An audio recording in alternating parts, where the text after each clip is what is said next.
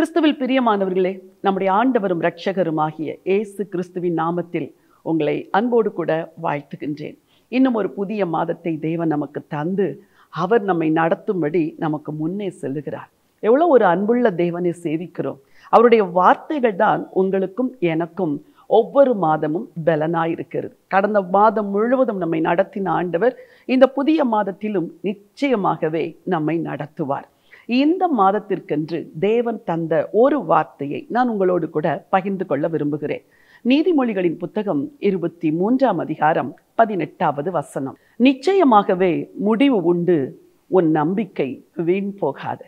எவ்வளோ ஒரு அற்புதமான வார்த்தை பாருங்கள். நிச்சயமாகவே முடிவு உண்டு, உன் நம்பிக்கை வீண் போகாது.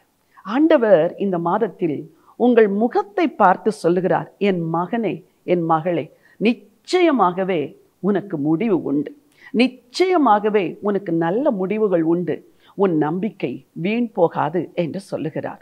உலகத்திலே எல்லாவற்றுக்கும் ஒரு துவக்கம் உண்டு, ஒரு முடிவும் உண்டு.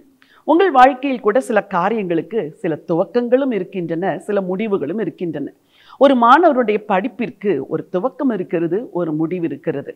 உங்களுடைய வாழ்க்கையில் அதே போல சில காரியங்களை நீங்கள் துவங்கிவிட்டு இதன் முடிவு எப்படி இருக்குமோ என்று நினைத்து குழப்பத்தோடு இந்த மாதத்தை துவங்குகிறீர்கள், கலக்கத்தோடு இந்த மாதத்தை துவங்குகிறீர்கள், கண்ணீரோடு இந்த மாதத்தை துவங்குகிறீர்கள். ஆண்டவரே, நான் உம்மேல் நம்பிக்கை வைத்தேன், இது எனக்கு நலமாய் நடக்கும் என்று நான் நினைத்தேன், ஆனால் அதன் முடிவை பற்றி இப்பொழுது நான் கலக்கத்தோடு இருக்கிறேன். என்னமாய் முடியுமோ, எப்படி முடியுமோ, என் நம்பிக்கை வீண் போய் விடுமோ என்றெல்லாம் குழம்பி போயிருக்கிறீர்களே. உங்களுக்கு தான் ஆண்டவர் சொல்கிறார், என் மகனே, என் மகளே, நிச்சயமாகவே உனக்கு நல்ல முடிவு உண்டு, உன் நம்பிக்கை வீண் போகாது. நீ என்னை நம்பினாய். நான் எவரையும் ஏமாற்றுகிற தேவன் அல்ல, நான் யாரையும் கைவிடுகிற ஆண்டவர் அல்ல. என்னை நீ நம்பினபடினால் உன் நம்பிக்கை ஒருபோதும் வீண் போகாது. இதுதான் இந்த மாதத்திற்கு தேவன் உங்களுக்கு கொடுத்த வார்த்தை. இந்த வார்த்தையை பற்றி கொள்ளுங்கள். இந்த மாதம் முழுவதும் இந்த வசனத்தை அறிக்கை செய்யுங்கள். நிச்சயமாகவே ஆண்டவர் உங்களுக்கு நல்ல முடிவை தருவார். வேதத்தில் ஆண்டவரை நம்பின பல பிள்ளைகளுடைய வாழ்க்கையிலே நம்பிக்கையை இழந்த சூழ்நிலைகள் வந்தது.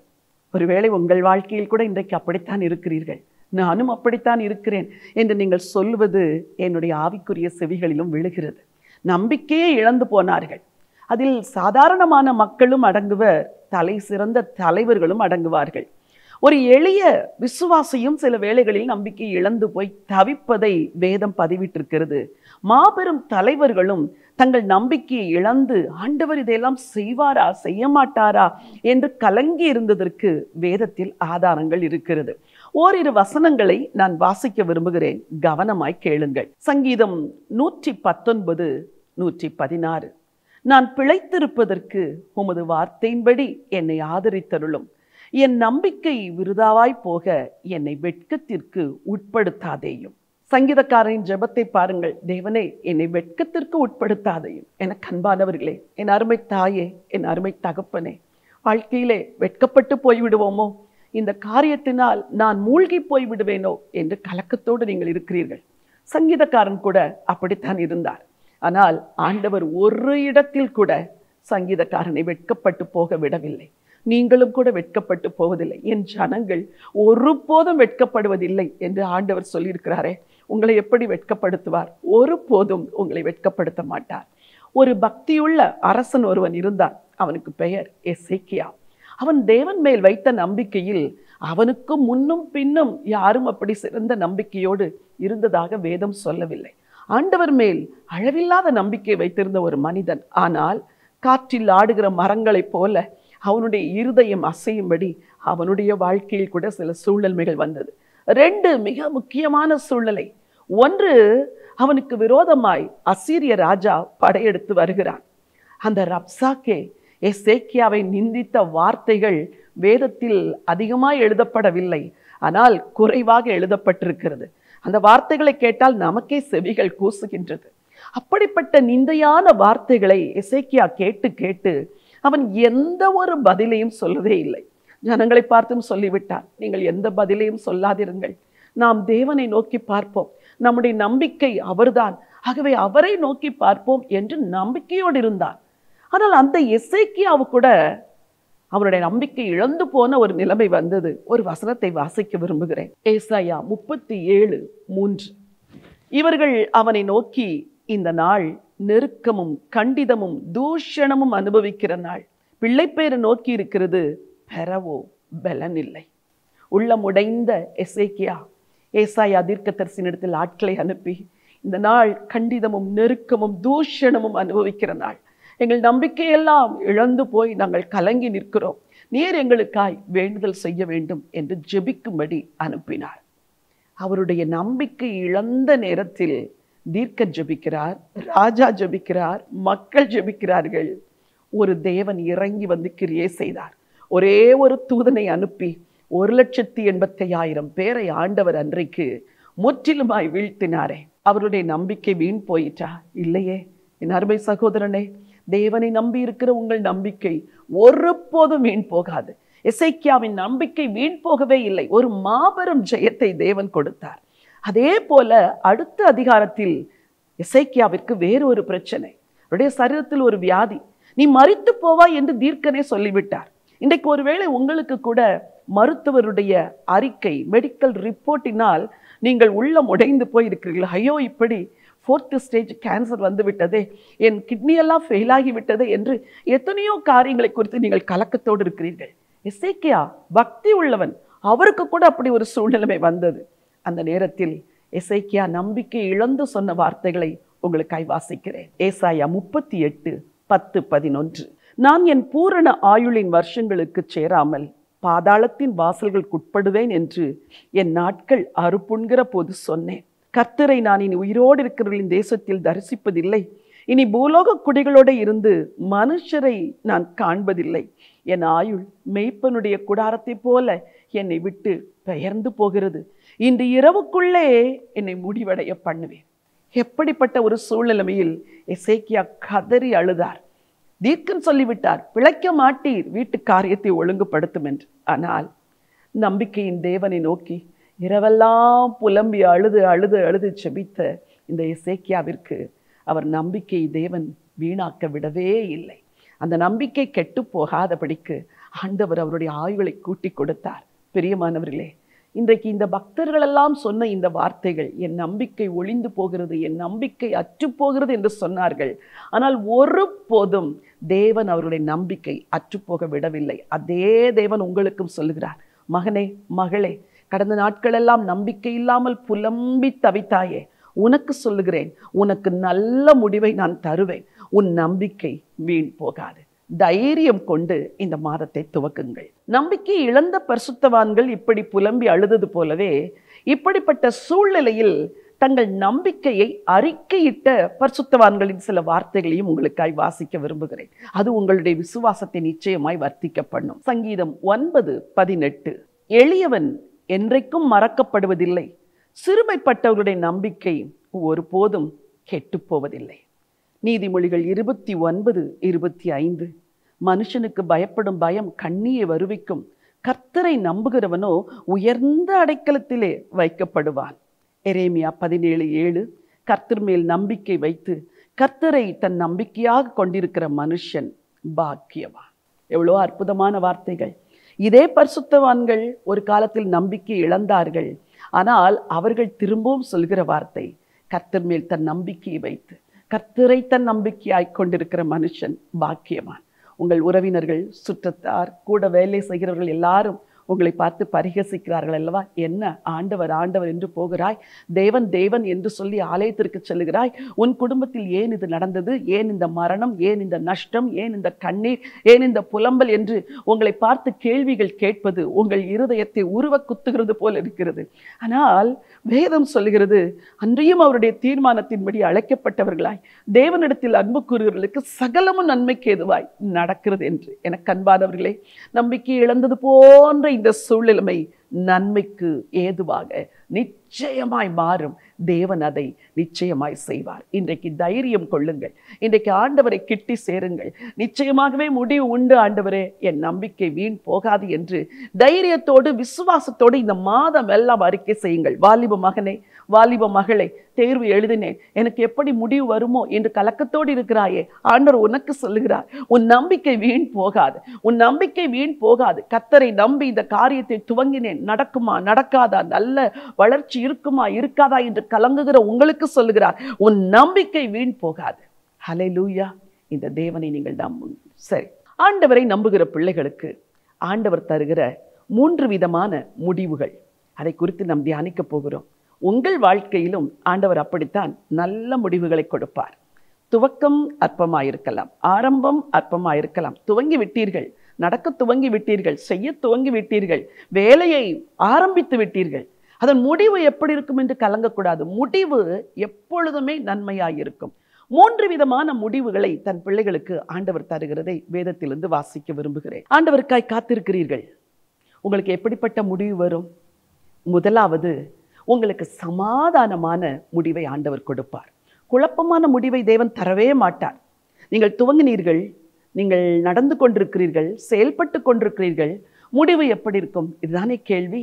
உங்களுக்கு சமாதான முடிவை ஆண்டவர் தருவாராம். ஒரு வசனத்தை வாசிக்க விரும்புகிறேன். சங்கீதம் 37:37. நீ உத்தமனை நோக்கி செம்மையானவனை பார்த்திரு, அந்த மனுஷனுடைய முடிவு சமாதானம். எவ்வளவு அழகாய் வேதம் சொல்லுகிறது. நீ உத்தமனை நோக்கி செம்மையானவனை பார்த்திரு. எந்த உத்தமரை பார்ப்பது? எங்கே இருக்கிறார்கள் உத்தமர்கள்? வேதத்தில் இருக்கிறார்கள். எசேக்கியா ராஜா ஒரு உத்தமன், மோசே ஒரு உத்தமன், ஆபிரகாம் ஒரு உத்தமன், தேவனை பின்பற்றின இந்த பரிசுத்தவான்கள் எல்லாம் உத்தமர்கள். அவர்களுக்கு ஆண்டவர் சமாதான முடிவை கொடுக்கிறாராம். உங்களுக்கும் தேவன் சமாதானமான முடிவை கொடுப்பார். உங்கள் நம்பிக்கை வீண் போகவே போகாது. வேதத்தில் சிமியோன் என்ற ஒரு பரிசுத்தவான் பக்தன், இரட்சகர் இயேசு மேசியா வருவார் வருவார் என்று காத்திருந்தார். அவருக்கும் வயது அதிகமாகிவிட்டது. மேசியா வரவில்லை. நம்பிக்கை இழந்தாரா? இல்லை. ஒரு நாள் ஆவியானவர் ஏவுகிறார், சிமியோன், நீ இன்றைக்கு தேவாலயத்திற்கு போ என்று. தேவனுடைய ஆவியினால் நிரப்பப்பட்ட அந்த மனுஷன், தேவனுடைய ஆவியானோர் தந்த பலத்தினால் காக்கப்பட்ட அந்த மனுஷன் இன்றைக்காவது தன் நம்பிக்கை நிறைவேறுமா என்று சொல்லி ஆலயத்திற்கு செல்லுகிறார். அவருக்கு அங்கே காத்திருந்தது ஆச்சரியம். ஆண்டவராக இயேசு கிறிஸ்துவுடைய தாயும் தகப்பனும் அவரை கைகளில் ஏந்தி கொண்டு வருகிறார்கள். எளிய தோற்றத்தில் இருந்த அந்த பெற்றோரை ஒருவேளை சிமியோன் பார்த்து, இவர்களுடைய பிள்ளையா மேசியாவாக இருக்க முடியும் என்று யோசித்திருக்கலாம். அவருடைய பெற்றோர் புறா குஞ்சுகளை கொண்டு வந்து பலியிட்டு பிள்ளையை கொண்டு வந்தவுடன் கர்த்தருடைய ஆவியானவர் சிமியோனோடு பேச துவங்குகிறார். சிமியோன், நீ இத்தனை ஆண்டுகளாய் காத்திருந்தாயே, உன் நம்பிக்கை வீண் போகவில்லை. இதோ இன்றைக்கு உன் சொந்த கண்களால் நீ மேசியாவை காண்பாய் என்று ஆவியானவர் உள்ளத்திற்குள்ளிருந்து பேசுகிறார். பிரியமானவர்களே, நம்பிக்கையோடு காத்திருக்கிறீர்களே, உங்களுக்கு வெளிப்படையாய் எந்த அடையாளங்கள் நடக்கவில்லை என்றாலும் உள்ளத்திற்குள் ஒரு ஆவியானவர் இருக்கிறாரே, அவர் பேசிக்கொண்டே இருப்பார். தைரியமா இரு, சோர்ந்து போகாதே, விட்டு விடாதே, நான் உன்னோடு கூட இருக்கிறேன், உனக்கு நல்ல முடிவு உண்டு, உன் நம்பிக்கை வீண் போகாது என்று உள்ளத்திற்குள் இருந்து அவர் பேசிக்கொண்டே இருப்பார். சிமியோனுக்கு நடந்தது என்ன வாசிக்க விரும்புகிறேன். லூக்கா எழுதின சுவிசேஷம். அப்பொழுது சிமியோன் என்னும் பெயர் கொண்ட ஒரு மனுஷன் எருசலேமில் இருந்தான். அவன் நீதியும் தேவ பக்தியும் உள்ளவனாயும் இஸ்ரவேலின் ஆறுதல் வர காத்திருக்கிறவனாயும் இருந்தான். அவன் மேல் பரிசுத்த ஆவி இருந்தார். கர்த்தருடைய கிறிஸ்துவை நீ காணும் முன்னே மரணமடைய மாட்டாய் என்று பரிசுத்த ஆவியினாலே அவனுக்கு அறிவிக்கப்பட்டும் இருந்தது. அவன் ஆவியின் ஏவுதலினால் தேவாலயத்திலே வந்திருந்தான். இயேசு என்னும் பிள்ளைக்காக நியாயப்பிரமாண முறைமையின்படி செய்வதற்கு தாய் தகப்பன்மார் அவரை உள்ளே கொண்டு வருகையில் அவன் அவரை தன் கைகளில் ஏந்தி கொண்டு தேவனை ஸ்தோத்தரித்து, ஆண்டவரே, உமது வார்த்தையின்படி உமது அடியேனை இப்பொழுது சமாதானத்தோடே போக விடுகிறீர். புறஜாதிகளுக்கு பிரகாசிக்கிற ஒளியாகவும் உம்முடைய ஜனமாகிய இஸ்ரவேலுக்கு மகிமையாகவும் தேவரீர் சகல ஜனங்களுக்கும் முன்பாக ஆயத்தம் பண்ணின உம்முடைய இரட்சண்யத்தை என் கண்கள் கண்டது என்றார். எவ்வளோ ஒரு அற்புதமான வேத பகுதி! எத்தனை முறை படித்தாலும் என்னை பரவசப்படுத்துகிற ஒரு வேத பகுதி இது. சிமியோன் தேவ பக்தி உள்ளவர். அவர் இஸ்ரவேலின் ஆறுதல் வர காத்திருந்தாரா. யார் அந்த ஆறுதல்? மேசியாவாகிய கிறிஸ்து தான் அந்த ஆறுதல். அவர் மேல் இருந்த பரிசுத்த ஆவியானவர் சொன்னாராம், கர்த்தராகிய கிறிஸ்துவை நீ காணும் முன்னே மரணம் அடைய மாட்டாய். தன் முதுமையின் ஒவ்வொரு நாளுக்குள்ளும் போகும்பொழுது சிமியோனுக்குள் ஒரு கவலை வந்திருக்கும், நம்பிக்கை குறைந்திருக்கும். நான் முதுமை அடைந்து விட்டேனே, இள வயதிலிருந்து காத்திருக்கிறேனே, எதுவும் நடக்கவில்லையே என்று. ஆனால் ஒரு நாள் வந்தது, அவருடைய நம்பிக்கையை ஆண்டவர் கனம் பண்ணுகிற ஒரு நாள். கர்த்தராகிய இயேசு கிறிஸ்துவை கைகளில் ஏந்தி அவரை ஸ்தோத்திரித்து சிமியோன் சொன்ன வார்த்தை, ஆண்டவரே, உமது அடியானை இப்பொழுது சமாதானத்தோட போக விரும்புகிறேன். உம்முடைய இரட்சண்யத்தை என் கண்கள் கண்டது என்று சொன்னார். கண்கள் கண்டது மட்டுமல்ல, அந்த இரட்சண்யத்தை கைகளில் ஏந்தி தேவனை ஸ்தோத்தரித்தார். எனக்கு அன்பானவர்களே, உங்களுக்கு தீர்க்க தரிசனமாய் நான் சொல்லுகிறேன், பல ஆண்டுகள் சில நன்மைகளுக்காய் நீங்கள் காத்திருந்தீர்கள். சிமியோனை போல காத்திருந்து காத்திருந்து ஆண்டுகள் போகிவிட்டது, காலங்கள் உருண்டோடி விட்டது.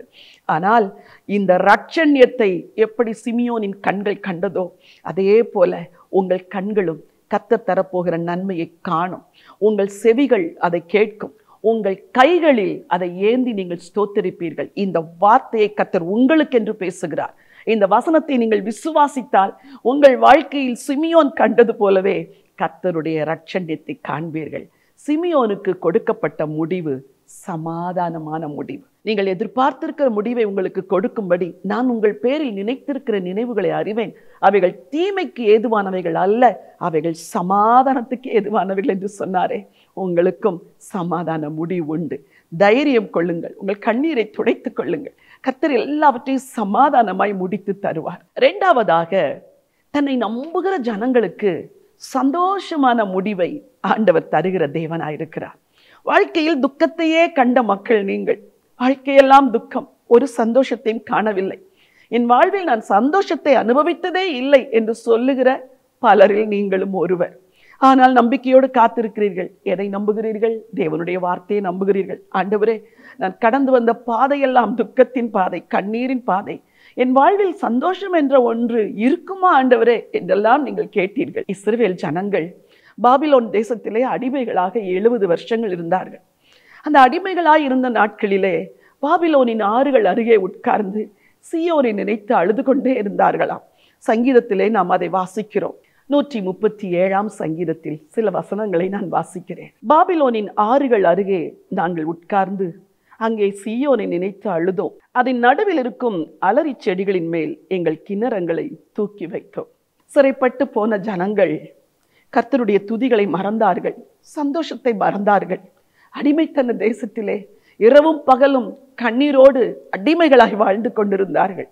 நமக்கு சிறை மீட்பு வருமா, நமக்கு விடுதலை வருமா, கர்த்தர் அதை செய்வாரா என்றெல்லாம் அவர்கள் யோசித்து கொண்டிருந்த காலம். ஆண்டவர் அந்த சிறையிருப்பிலிருந்து மக்களுக்கு ஒரு பெரிய விடுதலையை கொடுத்தார். கோரேஸ் என்ற ஒரு அரசனை எழுப்பினார். அந்த அரசன் அரசாட்சிக்கு வந்த முதலாவது ஆண்டே மக்களையெல்லாம் விடுதலை செய்தாராம். மக்களெல்லாம் விடுவிக்கப்பட்டு தங்கள் சொந்த தேசத்திற்கு வந்தார்கள். நீங்கள் பாபிலோனின் ஆறுகள் அருகே இருந்து அழுது கொண்டிருக்கிறீர்களா? சீயோனை நினைத்து புலம்பிக் கொண்டிருக்கிறீர்களா? ஏதோ ஒரு நன்மை வரும் என்று எதிர்பார்த்து அது வராததினால் உடைந்து போய் இருக்கிறீர்களா? இன்றைக்கு ஆண்டவர் உங்களுக்கு சொல்லுகிறார், சந்தோஷமான முடிவை உனக்கு நான் தருவேன் மகனே, உனக்கு தருவேன் மகளே, உனக்காக நான் ஒரு கோரேசை எழும்ப பண்ணுவேன், உன் வாழ்வில் விடுதலையை தரும்படி நானே ஒரு மனிதனை எழுப்புவேன் என்று ஆண்டவர் உங்களுக்கு சொல்லுகிறார். அந்நாட்களில் மொர்தெக்காயையும் எஸ்தரையும் இஸ்ரவேல் ஜனங்களையும் கொலை செய்யும்படி எதிரியானவன் ஒருவன் எழும்பினான். மக்கள் எல்லாரும் புலம்பி அழுது தவித்தார்களாம். ஆண்டவரை நோக்கி உபவாசித்து தேவ ஜனங்கள் ஜெபித்த பொழுது கர்த்தர் என்ன செய்தாராம்? காரியத்தை எல்லாம் மாறுதலாய் மாற்றினாராம். ஒரு வசனத்தை வாசிக்க விரும்புகிறேன். எஸ்தரின் புத்தகம் 9ஆம் அதிகாரம் 1 வசனம். ராஜாவின் வார்த்தையின்படியும் அவனுடைய கட்டளையின்படியும் செய்யப்படுகிறதற்கு ஆதார் மாதம் என்கிற 12ஆம் மாதம் 13ஆம் தேதியிலே யூதரின் பகைஞர் அவர்களை மேற்கொள்ளலாம் என்று நம்பினார்களே, அந்நாளில் தானே யூதரானவர்கள் தங்கள் பகைஞரை மேற்கொள்ளும்படிக்கு காரியம் மாறுதலாய் முடிந்தது. எவ்வளவு ஒரு அற்புதமான தேவனுடைய வார்த்தை பாருங்கள். யூதர்களை கொலை செய்ய வேண்டும் என்று எதிரிகள் திட்டமிட்டார்கள். ஆனால் எந்த நாளில் திட்டமிட்டார்களோ, நமக்கு ஆபத்து வரும், நம்மை கொலை செய்து விடுவார்கள், முடிவு வித்தியாசமாய் இருக்கும் என்று நினைத்த அதே நாளில் தேவன் முடிவை வேறு விதமாய் மாற்றினார். எனக்கு அன்பானவர்களே, உங்களுக்கும் அதே தான் செய்வார். இந்த நாளில் தீர்ப்பு வரப்போகிறது, என்ன தீர்ப்பு வருமோ என்று சொல்லி கலங்கி கொண்டிருக்கிறீர்களா? அதே நாளில் கர்த்தர் காரியத்தை மாறுதலாய் முடித்தார்.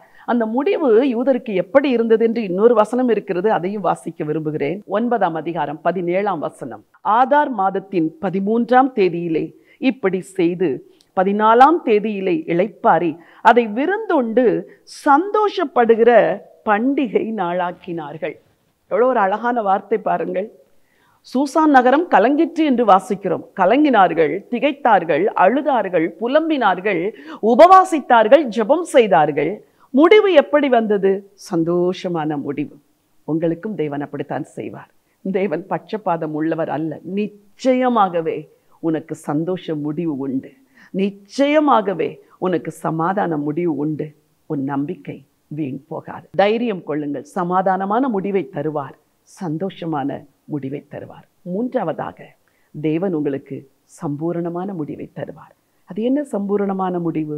ஒரு வசனத்தை வாசிக்க விரும்புகிறேன். யோபுவின் புத்தகம் 8ஆம் அதிகாரம் 7வது வசனம். உம்முடைய துவக்கம் அற்பமாயிருந்தாலும் உம்முடைய முடிவு சம்பூரணமாயிருக்கும். யோபுவின் புத்தகத்தின் துவக்கம் கொடுமையா இருக்கிறது. அதை வாசிக்க வாசிக்க உள்ளமெல்லாம் உடைகிறது. ஆடுகள் போனது, மாடுகள் போனது, காளைகள் போனது, சொத்து போனது, எல்லாவற்றுக்கும் மேலும் பிள்ளைகளை யோபு இழந்தார். சரீர சுகத்தை இழந்தார். எதுவுமே இல்லை யோபுவுக்கு. யோபு, செல்வ சீமான் என்று நீ பெயர் பெற்றிருந்தாய். அந்த கிழக்கத்தி புத்திரர் எல்லாம் நீதான் சிறந்தவனாயிருந்தாய். இப்பொழுது உன் வாழ்க்கையை பார்த்தால் இவ்வளவு பயங்கரமா இருக்கிறது என்று எல்லாரும் நினைத்திருப்பார்கள். யோபுவின் புத்தகம் துவங்கும் பொழுது துக்கத்தில் துவங்குகிறது, இழப்பில் துவங்குகிறது, நஷ்டத்தில் துவங்குகிறது. உங்கள் வாழ்க்கையை கூட இந்த வருஷத்தை நீங்கள் துவங்கும் போது துக்கத்திலும், இழப்பிலும், நஷ்டத்திலும், வருத்தத்திலும் நீங்கள் துவங்கினீர்கள். ஆண்டவர் சொல்லுகிறார், உன் துவக்கம் அற்பமாயிருந்தாலும் உன் முடிவு சம்பூரணமாயிருக்கும். வாலிப மகனே, உன் வாழ்க்கையை குறித்து ஆண்டவர் பெரிய திட்டத்தை வைத்திருக்கிறார். நீ ஒரு துவக்கத்தை கிறிஸ்துவோடு துவங்கி இருக்கிறாய். உன்னுடைய வாழ்க்கை நிச்சயமாகவே சம்பூரணமாய் இருக்கும். இடையிலே வழி விலகி விடாதே, இடையிலே தடம் மாறி போகாதே, இடையிலே இயேசுவை விட்டு விடாதே. நீங்கள் ஆண்டவரை குடும்பமாய் பின்பற்ற துவங்கி இருக்கிறீர்கள். புறவினத்திலிருந்து இயேசுவை ஏற்றுக்கொண்டு இயேசுவை பின்பற்ற துவங்கி இருக்கிறீர்கள். இடையிலே நிறுத்தி விடாதீர்கள். உங்களுடைய முடிவு சம்பூரணமாயிருக்கும். எல்லாரும் சொல்லுகிறார்கள் அல்லவா, நீ இயேசுவை பின்பற்றினாய், இதுதான் நடக்கும் இயேசுவை பின்பற்றினால் என்று உன்னை பரிகசிக்கிறது உண்மை. ஆண்டவர் இயேசுவை கூட அப்படித்தான் பரிகசித்தார்கள் சிலுவையிலே தொங்கும் பொழுது. நீ ராஜாவானால் உன்னையே நீ ரட்சித்துக்கொள் என்று சொன்னார்கள். நீ ரட்சகரானால் உன்னையே நீ ரட்சித்துக்கொள். ஆண்டவருக்கு ரட்சிக்க முடியாதா? முடியும். ஆனால் அவர் அதற்காக உடனடியாக கிரியை செய்யவில்லை. பொறுத்திருந்தார். 3ஆம் நாளில் மரணத்தை ஜெயித்து உயிரோடு எழுந்தார். முடிவு மகிமையாயிருந்தது. அதே போலத்தான் உங்கள் வாழ்க்கையிலும் சம்பூரண முடிவு ஆண்டவர் கொடுப்பார். யோபுவின் வாழ்க்கையில் என்ன சம்பூரண முடிவை கொடுத்தார்? வாசிக்க விரும்புகிறேன். 42ஆம் அதிகாரம் 12வது வசனம். கர்த்தர் யோபின் முன்னிலைமையை பார்க்கிலும் அவன் பின்னிலைமையை ஆசீர்வதித்தார். என்ன அழகாக வேதம் சொல்லுகிறது. முன் நிலைமையை பார்க்கிலும் பின் நிலைமையை தேவன் ஆசீர்வதிக்கிறவர். முடிவு சம்பூரணமாயிருக்கும். இழந்ததையெல்லாம் யோபு ரெண்டத்தனையாய் பெற்றுக்கொண்டார். அதன் பிறகு நீண்ட காலம் யோபு பூமியிலே வாழ்ந்தார் என்று வாசிக்கிறோம். மரித்து விடுவோம் என்று பயப்படுகிறீர்கள் அல்லவா? இல்லை, நீங்கள் இன்னும் நீண்ட காலம் வாழுவீர்கள். எல்லாம் இழந்து விட்டேன், திரும்ப வராது என்று நினைக்கிறீர்கள் அல்லவா? இல்லை, ஆண்டவர் எல்லாவற்றையும் யோபுக்கு ரெண்டத்தனையாய் திருப்பி கொடுத்தது போல உங்களுக்கும் திருப்பி தருவார். நிச்சயமாகவே முடிவு உண்டு. உன் நம்பிக்கை வீண் போகாது. உங்களுக்காய் நான் ஜெபிக்க விரும்புகிறேன். நம்பிக்கையோடு என்னோடு கூட ஜெபியுங்கள். ஆண்டவர் அற்புதமான முடிவை தருவார். அன்பின் ஆண்டவரே, பரலோக பிதாவே, உம்முடைய அன்புக்காக ஸ்தோத்திரம். உம்முடைய குமாரனை எங்களுக்காக இந்த பூமியிலே கொடுத்து அவரை நம்புகிற பிள்ளைகளுக்கெல்லாம் ஒரு மாபெரும் நம்பிக்கையை கொடுத்திருக்கிறீங்களப்பா. அதற்காக உமக்கு ஸ்தோத்திரம். இரட்சகர் அடைந்த பாடுகளை எல்லாம் இந்த நாட்களை நாங்கள் தியானிக்கிறோம்.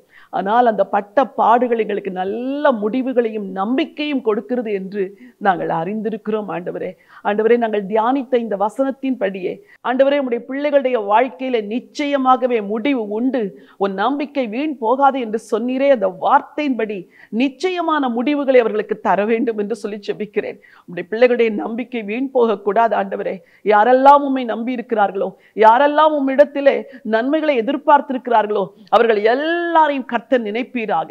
அவர்களுக்கு நல்ல முடிவுகளை கொடுப்பீராக.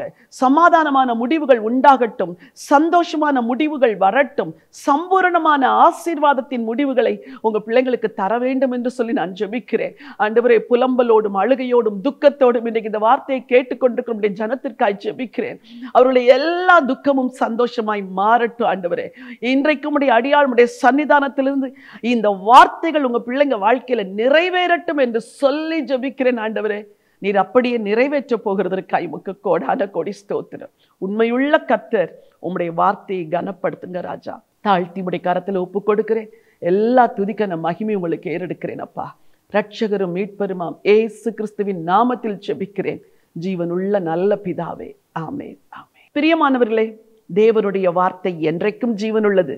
அவருடைய வார்த்தையை நீங்கள் நம்புகிறீர்கள், நிச்சயமாகவே முடிவு உண்டு. உங்கள் நம்பிக்கை வீண் போகாது. தைரியம் கொண்டு இந்த மாதத்தை துவங்குங்கள். கர்த்தர் உங்களோடு இருந்து நல்ல முடிவுகளை தருவார். இந்த செய்தியின் மூலமாய் நீங்கள் ஆசீர்வதிக்கப்பட்டிருப்பது போல பிறரும் ஆசீர்வதிக்கப்படும்படி தயவு செய்து இந்த செய்தியை உங்கள் நண்பர்கள், உறவினர்கள் எல்லாருக்கும் பகிர்ந்து கொள்ளுங்கள். கர்த்தர் உங்களை ஆசீர்வதிப்பாராக. God bless you.